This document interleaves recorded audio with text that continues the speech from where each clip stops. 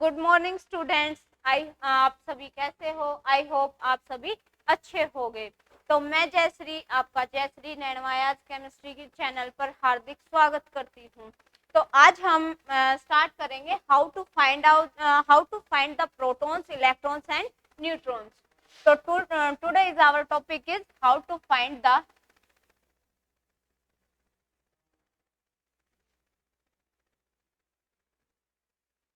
number of protons, neutrons and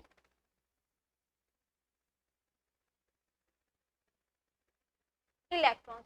तो हम अगर हमें पीरियोडिक टेबल का कोई भी एलिमेंट दिया हुआ है तो उससे हम number of protons, number of electrons and number of neutrons कैसे फाइंड आउट करेंगे। तो सबसे पहले पीरियोडिक टेबल के किसी भी एलिमेंट्स को हम कैसे रिप्रेजेंट करते हैं, तो उसको हम जेड एक्स ए से रिप्रेजेंट करते हैं, जिसमें जेड क्या होता है आपका atomic number, where Z is the atomic number, A is the mass number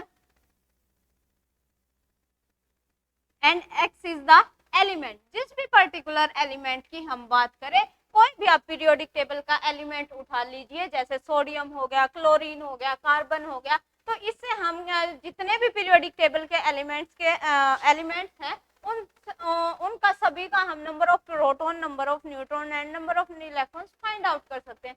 तो बेसिकली हमें क्या पता चला कि कोई भी जो पीरियोडिक टेबल का एलिमेंट है उसको हम जेड एक्स से रिप्रेजेंट करते हैं, where Z is the atomic number, X is the element and A is the mass number। अगर हमें इतनी इंफॉर्मेशन है तो हम उसे number of proton, number of neutron and number of electrons find out कर सकते हैं।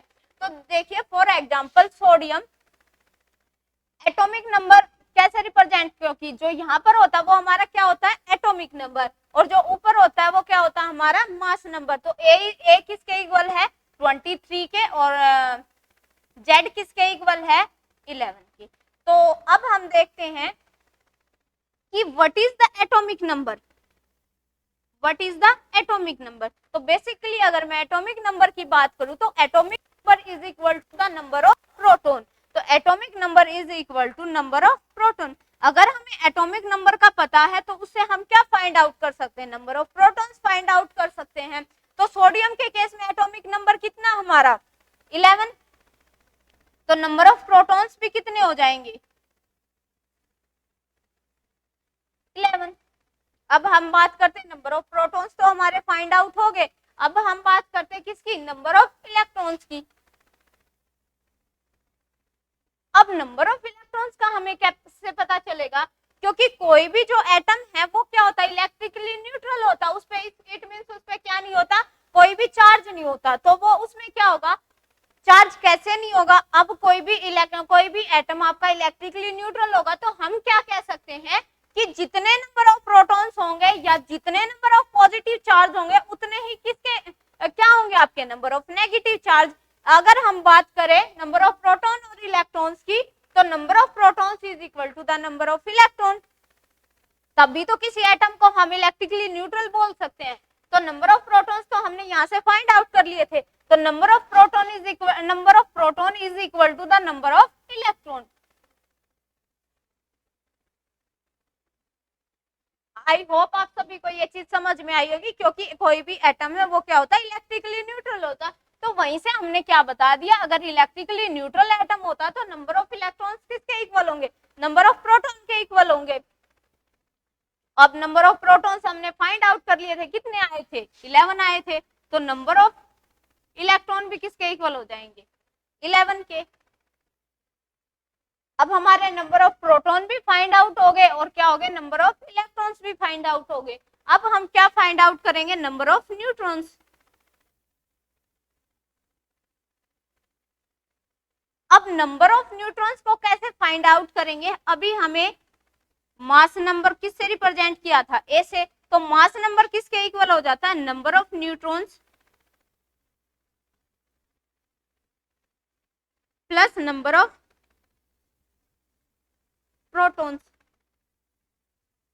अब ये चीज मैंने mass number is equal to number of neutrons plus number of protons ही क्यों बोला, क्योंकि कोई भी एटम है उसका सारा का सारा मास किसके अंदर प्रेजेंट होता है न्यूक्लियस के अंदर?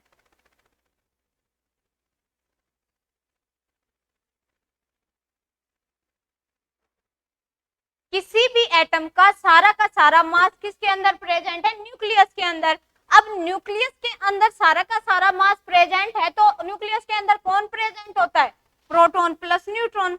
तो इट मींस हम कह सकते हैं कि मास नंबर किसके इक्वल हो जाएगा, यानी कि जितने नंबर ऑफ न्यूट्रॉन होंगे और जितने नंबर ऑफ प्रोटॉन होंगे, और इलेक्ट्रॉन उसके बाहर क्या करते हैं? रिवॉल्व करते हैं। मास सारा का सारा प्रोटॉन और न्यूट्रॉन न्यूक्लियस के अंदर प्रेजेंट होते हैं और इलेक्ट्रॉन उसके बाहर रिवॉल्व करते हैं, ठीक है। तो हम क्या कह सकते हैं कि mass number is equal to number of neutrons plus number of protons. तो मास नंबर सोडियम का कितना होता है? 23।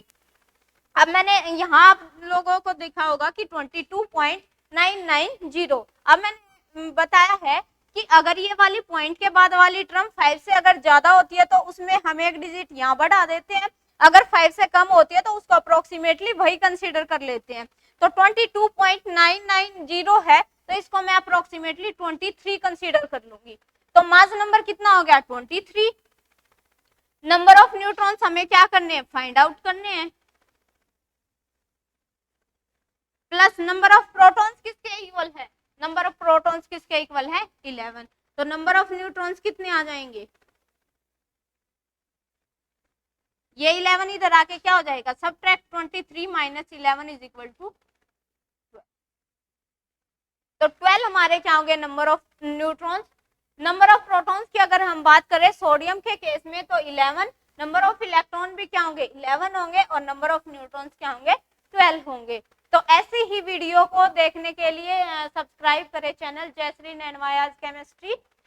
Thank you for watching. Thank you very much.